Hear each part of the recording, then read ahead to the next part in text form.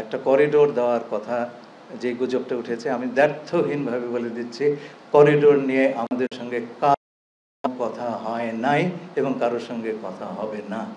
করিডোরের প্রচারণা কিন্তু বাংলাদেশ থেকে ওঠে নাই, এইটা উঠেছে প্রতিবেশী দেশের একটি নিউজ পোর্টাল থেকে। আপনারা খোঁজ করে দেখবেন, আপনারা জানেন তারা এটা বলছে। তারা এটাও বলছে যে আমরা আমেরিকার সপক্ষে একটা প্রক্সি যুদ্ধ করবো সেখানটাতে। যে বাস্তবতাটা আমরা মুখোমুখি হয়েছে সেটা বিচার করতে হবে। সেটা হচ্ছে মায়ানমার সরকারের দখলে প্রায় 90% রাখাইন আর নেই। এটার অধিকার নিয়ে নিয়েছেন আরাকান আর্মি, এবং আরাকান আর্মি এবং সেই সাথে মায়ানমার সরকারের সঙ্গে আলোচনা করে এই প্রত্যাবাসন প্রক্রিয়া শুরু করা সম্ভব। সেই আলোচনা আমরা একই সমান্তরালে চালু করেছি, আলোচনা চলছে। আমাদেরকে আরাকান আর্মি সুস্পষ্টভাবে বলেছে যে রোহিঙ্গাদের ফেরত নেওয়াটা তাদের একটা প্রিন্সিপাল পজিশন। যে কথাটি আমাদেরকে আরাকান আর্মি বলেছে তা হলো পরিস্থিতি অনুকূল হলে তারা এই প্রত্যাবাসনের উদ্যোগ নেবেন, এবং এই বিষয়ে আমরা দুপক্ষের সঙ্গে কথা বলেছি এবং আমরা কিছু অগ্রগতি অর্জন করেছি। একই সঙ্গে আমরা দেখেছি মায়ানমারে, বিশেষ করে রাখাইন অঞ্চলে এক ব্যাপক খাদ্যাভাব, ওষুধের অভাব, এবং ইউএনডিপি রিপোর্ট অনুযায়ী সেখানে এক ধরনের মানবিক সংকট, ভয়াবহ মানবিক সংকট দেখা দিয়েছে। আমাদের একটা আশঙ্কা হচ্ছে এই অবস্থাতে খাবার না পেয়ে, ওষুধ না পেয়ে লোকজন চলে আসতে পারে, বিশেষ করে রোহিঙ্গারা যারা সবচেয়ে ভালনারেবল অবস্থায় আছেন, তাদেরই আবার চলে আসার প্রবণতা বেশি হতে পারে। আমরা ইতিমধ্যে 12 লক্ষ রোহিঙ্গার ভার বহন করছি প্রায় 8 বছর ধরে। আমরা আমাদের সীমার বাইরে চলে এসেছি, আমার এই ভার ধারণের যে সীমা তার বাইরে চলে এসেছি, এবং অতিরিক্ত কোনো শরণার্থী অ্যাকসেপ্ট করা আমাদের জন্য সম্ভব নয়, এবং আমরা সেটা করতে চাই না। জাতিসংঘ মহাসচিব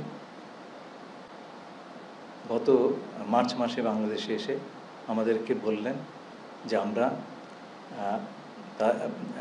রাখাইনে ত্রাণ সাহায্য দিতে পারি কিনা।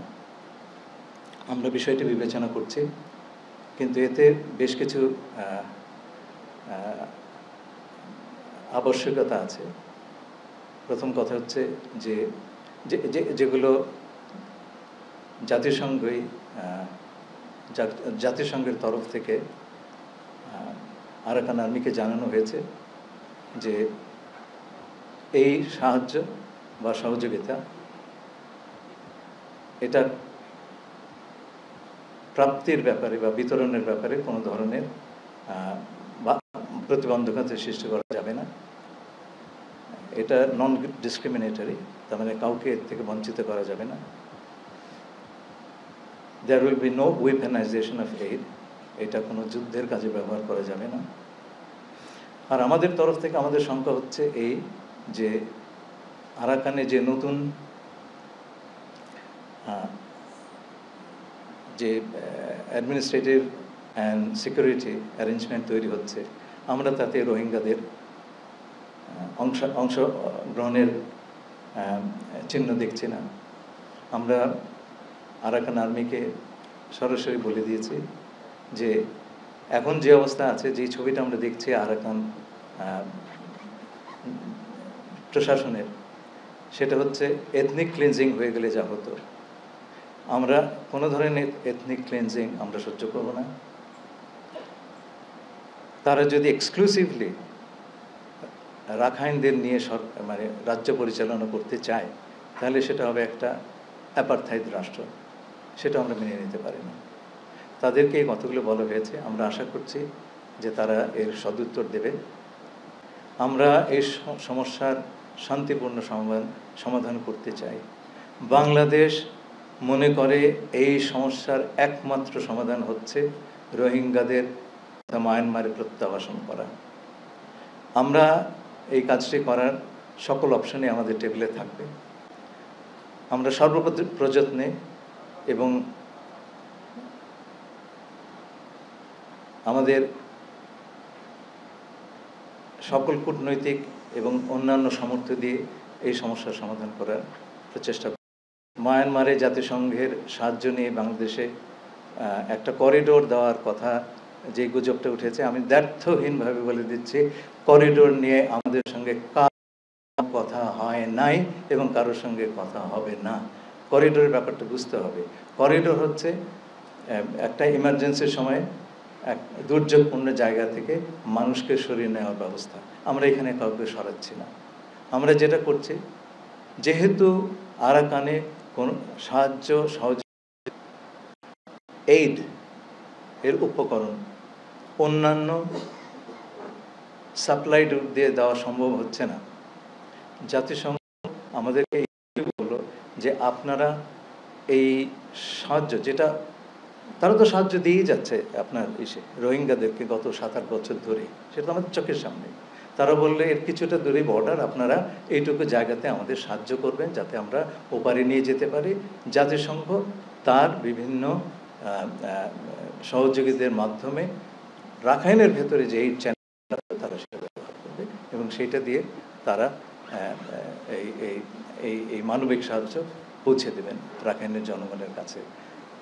আমি আবারও বলছি, দ্ব্যর্থহীন কণ্ঠে বলছি, এবং আপনারা সেটা প্রমাণ করতে পারবেন, যোগাযোগ করলেই পারবেন। জাতিসংঘকে জিজ্ঞেস করেন, জাতিসংঘের সমস্ত রাষ্ট্রদের জিজ্ঞেস করেন। আমরা করিডোর নিয়ে কারোর সঙ্গে কোনো ধরনের কথা বলি নাই এবং আমরা বলবো না। আরাকানের যে অবস্থা তাতে করিডোরের কোনো প্রয়োজন নাই। আমরা এই কোনো করিডোর সৃষ্টি করে সেইখানে কোনো ধরনের লোকজনের আপনার যাতায়াতের ব্যবস্থা সেটা করার কোনো এখন প্রয়োজনীয়তা নাই। যে প্রয়োজনীয়তা আছে সেটা হচ্ছে সেখানে ত্রাণ সম্ভার পৌঁছে দেওয়া। আপনারা জানেন মায়ানমারে ভূমিকম্প হলো, আমরা কিন্তু তাদের রিকোয়েস্টের বা আবেদনের অপেক্ষা করি নাই, আমরা পাঠিয়ে দিয়েছি ত্রাণ। এটাও সেই ধরনের একটা মানবিক অবস্থা এবং আমাদের ধারণা এই কাজটি করতে পারলে সেইখানকার পরিস্থিতি এবং আমরা সেই অবস্থাতে রোহিঙ্গাদের প্রত্যাবাসন নিয়ে আলোচনা করতে পারব। যদি আরাকানের অবস্থা যতদিন অস্থিতিশীল থাকবে ততদিন আমরা প্রত্যাবাসনের কথা বলতেই পারবো না। আর প্রত্যাবাসনের কথা যদি নাই বলতে পারি তাহলে তো প্রত্যাবাসন কৌশল নিয়েও কোনো কথা বলতে পারবো না। সুতরাং প্রত্যাবাসন কৌশলের যে প্রিরিকুইজিট, পূর্বশর্ত, আমরা সেখানে আসি নাই। অনেকে বলেছেন করিডোরে নিয়ে আপনারা কথা বলছেন, কারোর সঙ্গে আলাপ করেন নাই। আমি আশা করেছিলাম আপনারা এটা খুঁজে বের করবেন। করিডোরের প্রচারণা কিন্তু বাংলাদেশ থেকে ওঠে নাই, এইটা উঠেছে প্রতিবেশী দেশের একটি নিউজ পোর্টাল থেকে। আপনারা খোঁজ করে দেখবেন, আপনারা জানেন। তারা এটাও বলছে যে আমরা আমেরিকার সপক্ষে একটা প্রক্সি যুদ্ধ করবো সেখানটাতে জাতিসংঘকে নিয়ে।